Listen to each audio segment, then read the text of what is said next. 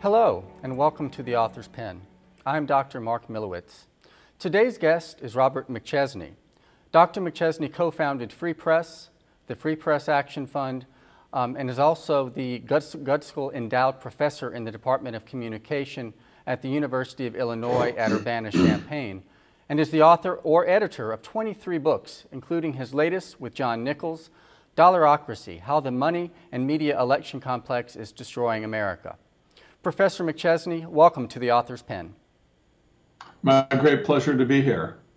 Well, thank you very much for spending time with us today. In Dollarocracy, there is a mention of this tension between money and electoral processes and the media. Could you share with the audience a few thoughts about what is that tension about, and why is it so substantial? Well, democracy is predicated on the notion of one person, one vote, political equality, the rule of the demos, the people in ancient Greek or in Greek. Dollarocracy is $1, one vote. The more dollars one has, the more power one has. So those with lots of dollars have lots of power. Those with no or few dollars have little or no power. And unfortunately, in the United States today, we come far closer to dollarocracy than democracy. In fact, two recent studies, both published by Princeton University Press in 2012 by leading political scientists in the United States, both reached the same conclusion. If you look at the government of the United States today, specifically the Congress, the decisions it makes almost never reflect the values, interests, concerns of the great bulk of the constituents of Congress. They play no role whatsoever. They reflect almost entirely the values, interests, and concerns of the dominant, wealthy interests, self-interested parties that control our economy, the 1%, as the Occupy movement came to call them, if that.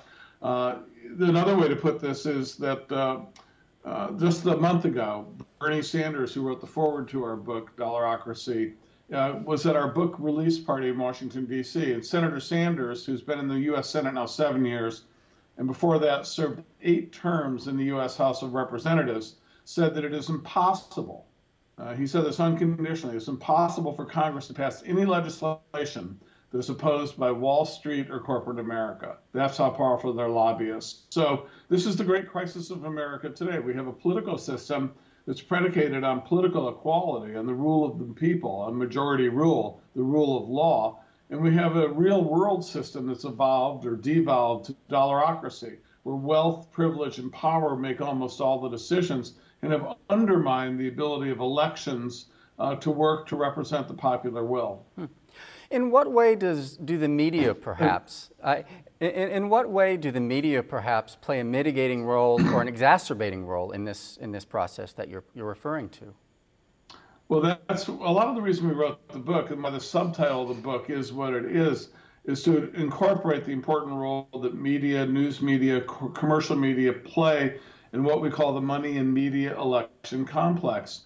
On the one hand, what we find is that the amount of spending in our political campaigns, which is overwhelmingly given by large contributors, major contributors, extraordinarily wealthy individuals or interests, the lion's share of this money that now totals over $10 billion in the United States for the 2012 election went to political advertising, so roughly $6 billion. Of that, so $6 billion is going into the pockets of commercial broadcasters. These stations are owned by and large by a small number of large companies like News Corporation, Rupert Murdoch's company, Comcast, Disney, and these companies make a fortune now selling political advertising. The average commercial television station in 1992 got between 2 and 3% of its total revenues from TV political candidate advertising. By 2012, depending on the state one was in, the figure ranged between 20 or 25% at the low end to as high as 40% at the high end. This has become an enormous cash cow for these companies.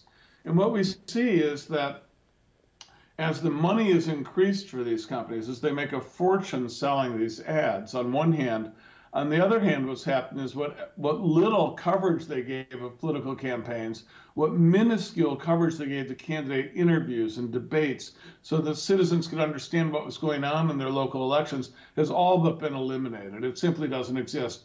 You have to buy your way onto the airwaves nowadays, or else you're not covered at all. You're no longer, the only way you exist in the airwaves is a negative attack ad run by your opponent on you. Otherwise, there'd be no recognition of you in the airways. This is an absolutely shameless situation because those companies that get the licenses to do local television broadcasting in the United States, they get a monopoly license granted by the government for scarce resource of spectrum on the condition, the legal condition, they will do something in the public interest. They wouldn't do if they were just out to maximize profit. That's the law. And when the Federal Communications Commission and the courts have defined what would the public interest mean for a local broadcaster, they both agree the number one condition that should be put on commercial broadcasters to get these monopoly licenses from the government to broadcast should be coverage of local political races. That's the one thing that the public needs in local communities. That's the number one public service criteria that stations should be required to fulfill to get their licenses. And they've completely dropped the ball here. Instead, they're raking in millions and millions and tens of millions and hundreds of millions and $6 billion in massive revenues. And they dropped any public service work whatsoever. So that's where the media fits in. They're a big part of it. The commercial media are to campaign finance reform what the National Rifle Association is to efforts to limit assault weapons on schoolyards. They basically oppose anything that will tamper it. Now, there's one more part to the story, too, that goes beyond broadcast media. If we had a great news media, great political journalism that drew people into political life so that they could really consume our news media, be it online or in old media, wherever they might find it, and they'd have coverage of campaigns, interviews with candidates, they'd have issues explored, the importance of all this political advertising would be much less. But instead, what we've seen in the last 20 years is the free fall, collapse, and disintegration of political journalism in the United States. It barely exists anymore. There are just far fewer reporters, editors in the United States than there were for 20 years ago. The reason for this is that the commercial community has decided that doing journalism as it's been traditionally understood is no longer profitable. You can't make money doing it, so they've stopped doing it. There are far fewer reporters, and it's even worse online than it is in old media. There are hardly any paid reporters online that are being generated through the commercial system. What this means for voters is when you go to vote on an election, virtually everything on the ballot has no press coverage whatsoever. You might get a trace of press coverage, but it'll be so little as to be inconsequential and insignificant. And then the only coverage you're going to tend to get will be coverage of the presidential race and maybe a couple of the statewide races. And there, more often than not, the coverage is so bad you wish you didn't have it. It's going to be pointless predictions. It's going to be punditocracy. Much of the coverage is going to be coverage of what the campaign ads are, so that the ads dictate the news cycle. And a lot of it is more inside baseball. It's more about how well are candidates manipulating people, how well are their lies and their ads working, rather than whether they're lies or not. It's really degrading to political democracy. It's the reason why in other democratic nations, Germany, Japan, Sweden, you're right down the list, Great Britain, political advertising is not done. It's illegal in many of those countries. Political advertising in those countries is considered, they have the same relationship to actual political campaigns that germ warfare has to military warfare when you talk about war. This brings up, I think this brings up a very interesting question. And that we've seen the U.S. Supreme Court very often equating free speech and money as being similar variables. In the United States, we see that in a very unique way. How do you disentangle that connection between free speech and money, all the while trying to keep one's civic duty and one's civic mindedness together? If say Britain is successful in keeping these things disentangled, how might the American political culture do that as well? Well, one thing to understand, and one thing we really emphasize in the book, is this notion that money equals speech is not a long-standing American tradition. This is a very recent phenomenon. The United States is actually on the same democratic grid as other nations until quite recently. We never had some cockamamie idea that a billionaire being able to buy an election equals a better democracy than restricting the ability of Rockefeller or someone 100 years ago to buy an election. And what we chronicle in the book is the origins of this modern movement, this modern idea that campaign money, speech equals money, money equals speech. So the more someone spends, the more they love democracy and the more they're exercising their freedoms. And what's striking when you look at the historical origins of this modern movement that led up to the Citizens United decision, you understand the motivation behind it was not about preserving and enhancing democratic elections. The exact opposite was the case. Specifically in the book, we talk about the moment of the late 60s and early 1970s. And to put this in context, between 1900 and 1970, the United States had a number of major pitched battles politically. This country was transformed dramatically in those 70 years. We went through the Progressive Era, the New Deal, the Fair Deal, the 1960s, what came to be called the Great Society.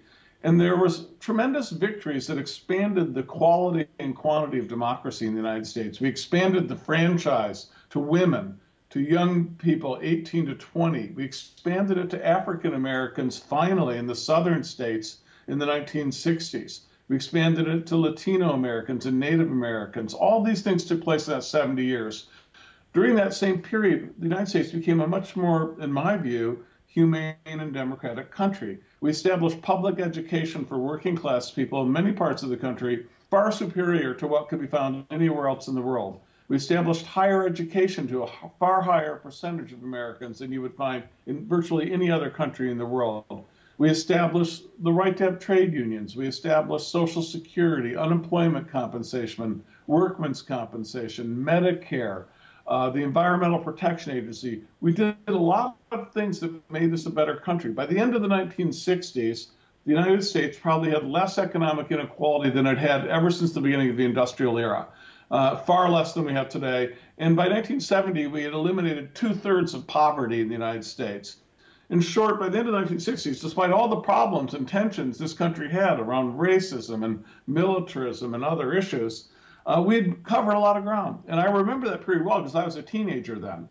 And in 1970, a survey was done of teenagers across the world, and it determined that American teenagers were among the 3 most optimistic groups of teenagers in the world, the other 2 being Israeli and Chilean.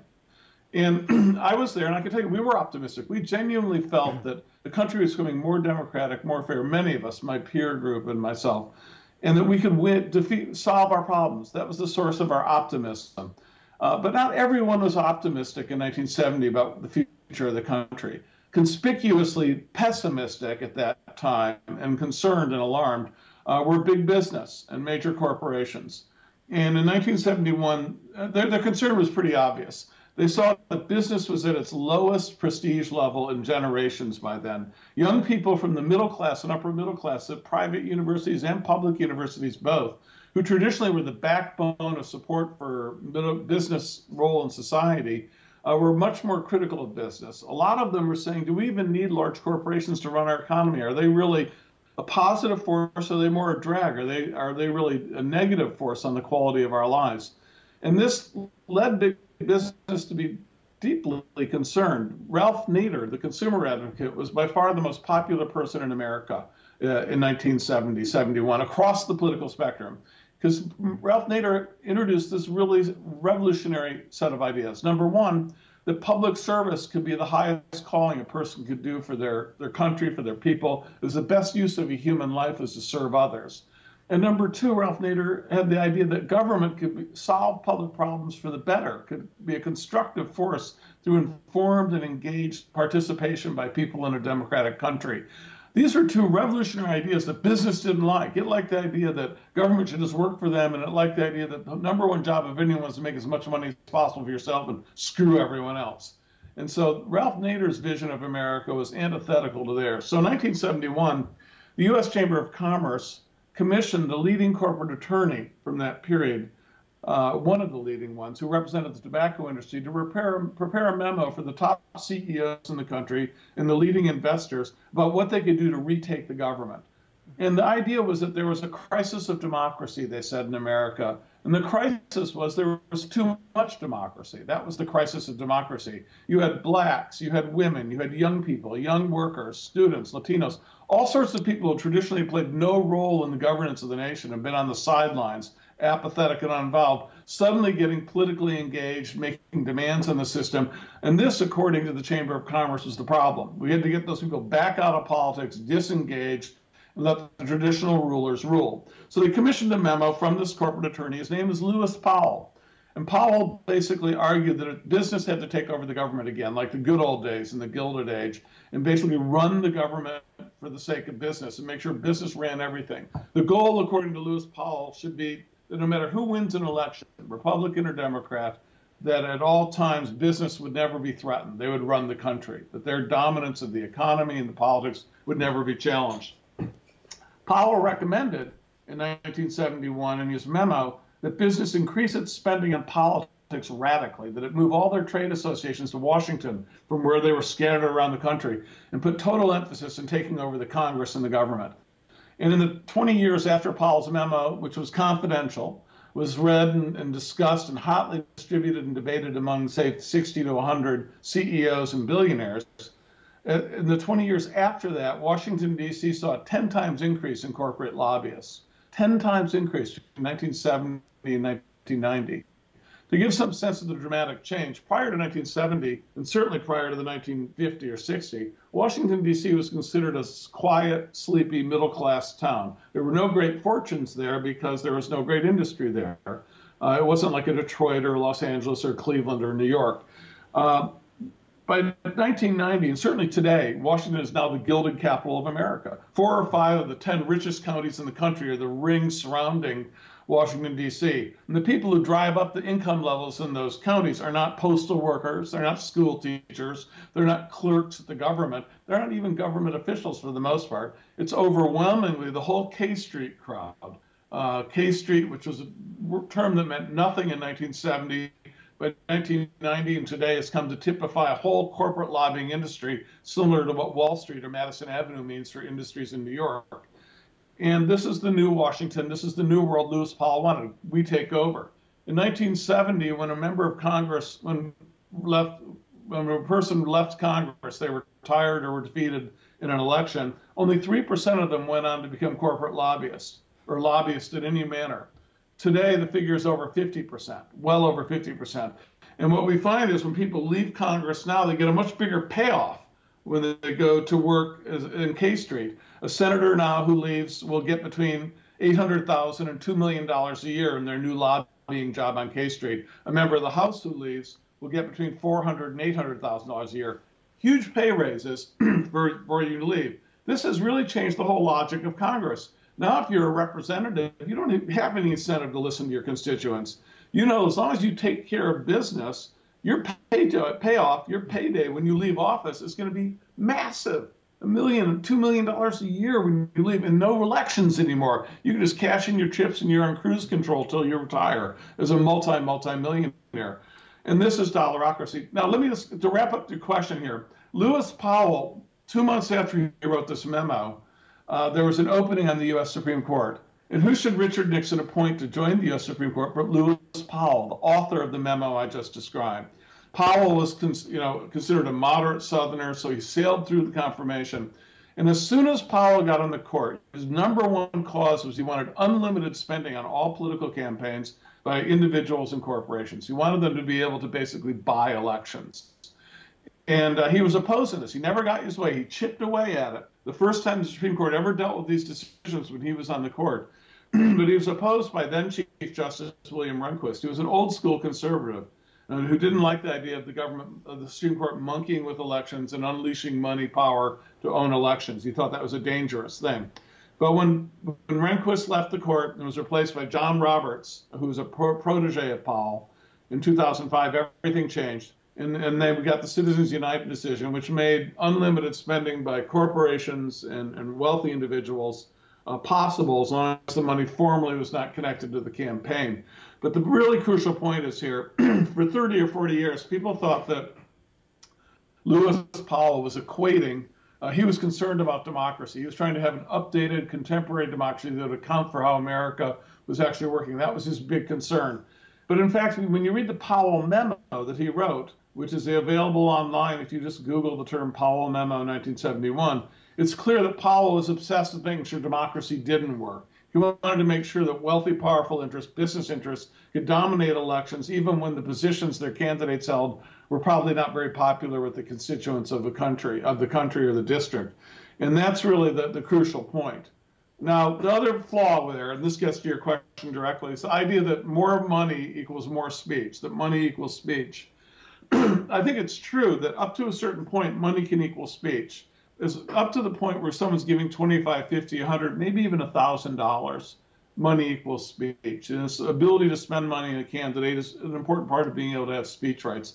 There's a credible case for that. The problem is that the Supreme Court's decision in Citizens United and its other decisions have nothing to do with that. They're unleashing the spending of people who are spending over, who are affected by the limits. Basically, people who want to spend more than $100,000 or $200,000 per campaign. That's the only people they're really affecting. That's like 1/100th of 1% of the population. That's who was affected by Citizens United. That and corporations, and you know, for those people, spending money is not civic virtue. There, the evidence is in, and Americans all know this. Every other country knows this. When Sheldon Adelson spends $200 million on political campaigns, it's not about he cares about, he loves America so much. It's because he wants lower taxes. He wants to get rid of labor unions. And our book is filled with example after example of how basically this sort of spending, when you're spending 6, 7, 8, 9 figures, hundreds of millions in some cases, is all tied to wanting candidates who are going to deliver the goods in government contracts, tax codes, basically undermine democracy and corrupt the system. And that's why we've traditionally prevented it. That's why other countries don't allow it. And we should understand it's nothing on principle here. They know it's not true. The whole motivation for this is to permit business domination, not to permit democracy. We have a handful of minutes left, but I'd like to maybe look ahead and get your thoughts as to whether or not you see this as a unidirectional trend. Is it a cyclical trend? And if perhaps campaign finance reform efforts or lobbying reform efforts, do any of these reform efforts, do you see them gaining substantial traction? And where do you see efforts needing to be placed as we move forward, considering all the concerns that you note?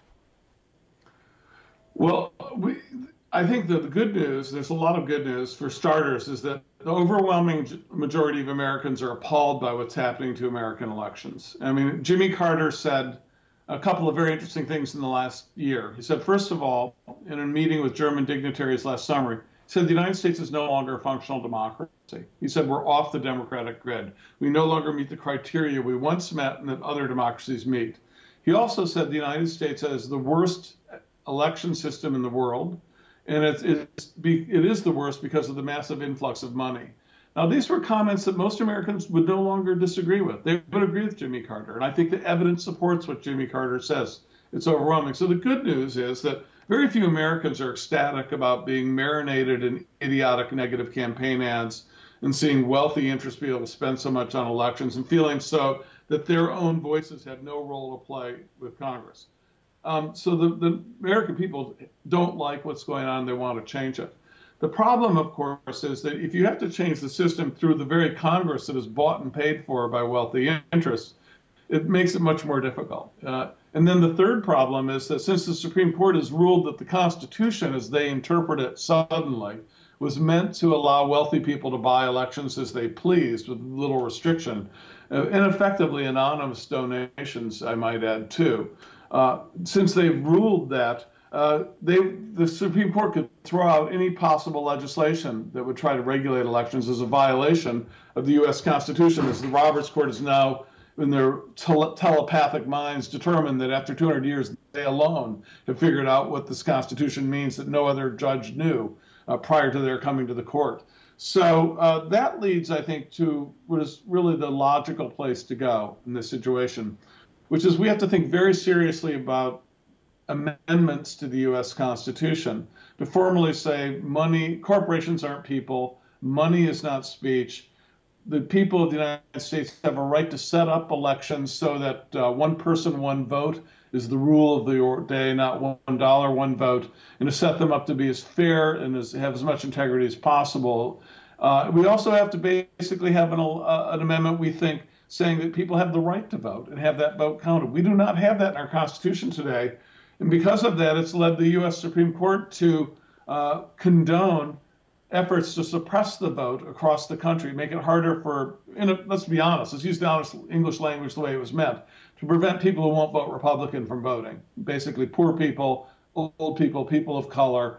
And we see it in 5 southern states now have passed Jim Crow era type voter suppression laws since the Supreme Court ruled this summer that they could no longer enforce the Voting Rights Act in the South meaningfully. A number of other states that have Republican control of the state government have instituted the same thing in the last 2 years. So we need to basically say enough of this obscene attack on people's right to vote. You have a constitutional right to vote and have your vote counted. No government can mess with that anymore. So I think the key thing is we need to have constitutional amendments. Now, we know that's not easy to do either. But it's worth noting that the Constitution has been amended 27 times since the document was passed. The founders did it 10 times in the first 4 years, so they didn't think it was something in granite that could never be touched. And at every great moment of reform in American history since the Civil War, Reconstruction, the Progressive Era, the New Deal in the 1960s, in each of those 4 periods, at least 3 constitutional amendments were passed, major ones, that locked in democratic reforms, important democratic reforms. And in all those cases, no one thought any of those constitutional amendments were possible 5 years before they were passed. And after they were passed, everyone said, gee, what took it so long? And they make perfect sense. And we think that's what we're in a situation now. We're in a situation now with tremendous economic inequality, much wider than at any time since the 1920s and 1930s. Huge growth of poverty. Almost all the gains of the 20th century have been wiped away in the last 30 years. We've gotten back to like pre-depression level, Gilded Age level poverty in America. We don't think this can go on forever. We think we're on the verge or at the beginning of a huge movement to stop this and arrest this across the board. If we had a better political journalism, we would all know that 16 states have already petitioned Congress to pass a constitutional amendment to overturn Citizens United. 500 communities have voted to do so. Republican, Democrat, across the board, this is popular. In November 2012, several states voted to overturn Citizens United and advise Congress, including, for example, Colorado did so, and Montana. Colorado was an Obama state, Montana was a Mitt Romney state. Both states voted by 73% to tell Congress they wanted to get rid of Citizens United decision in the Constitution. So this is a movement that's taking off, and I think it's the direction we have to go. Professor McChesney, it's wonderful to end on somewhat of a positive note. I understand Dollarocracy raises serious questions, and I appreciate and am enthusiastic about the idea for reform in the future. I'm afraid that we are out of time for now. I wanted to thank you very much for sharing your time with us and your expertise with us today regarding your latest work, and we hope that you will welcome an invitation back to our studios in the near future. Thank you for spending time with us today, and we look forward to seeing you next time on The Author's Pen.